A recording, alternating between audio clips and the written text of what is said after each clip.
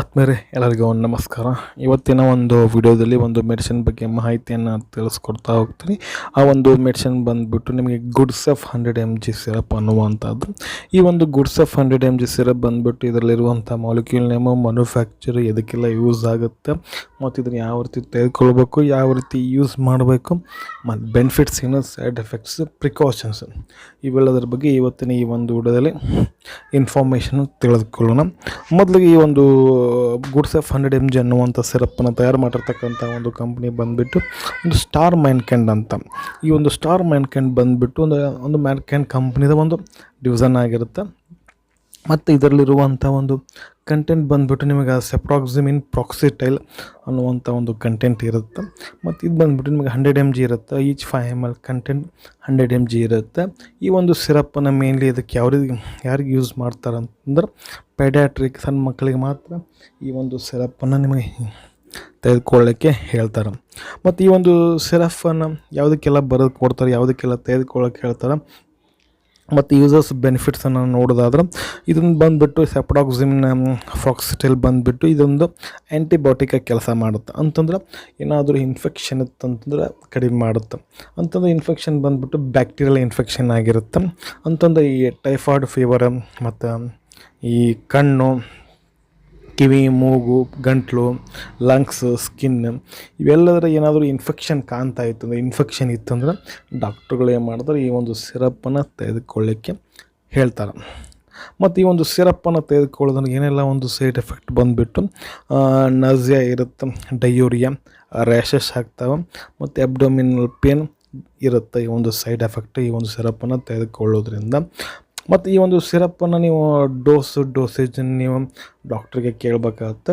ಅದು ಅವರ ಒಂದು ಏಜ್ ಮೇಲೆ ಮತ್ತು ವೇಟ್ ಮೇಲೆ ಮತ್ತು ಒಂದು ಕಂಡೀಷನ್ ಮೇಲೆ ಏನು ಮಾಡುತ್ತೆ, ಆ ಒಂದು ಸಿರಪ್ಪನ್ನು ಯಾವಾಗ ಎಷ್ಟು ml ತೊಗೋಬೇಕು ಎಲ್ಲ ಡಾಕ್ಟ್ರಿಗೆ ರೆಫರೆನ್ಸ್ ಇಲ್ಲದೆ ನಾವು ಡಾಕ್ಟ್ರು ತೋರಿಸ್ಕೊಂಡೆ ತೆಗೆದುಕೊಳ್ಳೋಕ್ಕಾಗುತ್ತೆ. ಮತ್ತು ಈ ಒಂದು ಸಿರಪ್ಪನ್ನು ಯಾವ ರೀತಿ ಯೂಸ್ ಮಾಡ್ಬೇಕಂತ ನಾನು ಹೇಳ್ತೇನೆ. ಅಂದರೆ ನೀವು ಕೆಲವೊಂದು ಸಿರಪ್ಗಳು ಅಂದರೆ ಒಂದು ಡ್ರೈ ಸಿರಪ್ ಅಂತ ಕೊಟ್ಟಿರ್ತಾರೆ ನಿಮಗೆ. ಅದರಲ್ಲಿ ಡ್ರೈ ಸಿರಪ್ ಜೊತೆ ಒಂದು 10 ml ವಾಟ್ರ್ ಇರುತ್ತೆ. ಅದು ವಾಟ್ರ್ ಇರುತ್ತಲ್ಲ, ಅದು ಕೆಲವೊಂದು ಕಂಪ್ನಿಯಲ್ಲಿ ವಾಟ್ರ್ ಕೊಟ್ಟಿರೋಂಗಿಲ್ಲ. ಆವಾಗ ಏನು ಮಾಡ್ಬೇಕಂತಂದ್ರೆ ನೀವು ಆರಿಸಿದ ನೀರನ್ನು ನೀವು ಹಾಕಬೇಕಾಗತ್ತೆ. ವಾಟರ್ ಕೊಟ್ಟಿದ್ರೆ ಚಲೋ ಆಗುತ್ತೆ, ಇಲ್ಲಾಂದ್ರೆ ಮನೇಲಿ ಆರಿಸಿದ ನೀರನ್ನು ನೀವು ಯೂಸ್ ಮಾಡ್ಕೋಬೋದು.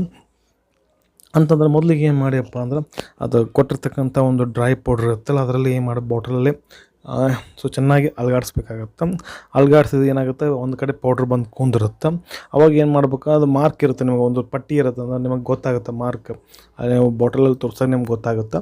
ಅಲ್ಲಿ ಆ ಮಾರ್ಕ್ ಮಟನೂ ಏನು ಮಾಡಬೇಕಪ್ಪ ಅಂದ್ರೆ ನೀವು ವಾಟ್ರನ್ನು ಆ್ಯಡ್ ಮಾಡಬೇಕಾಗತ್ತೆ.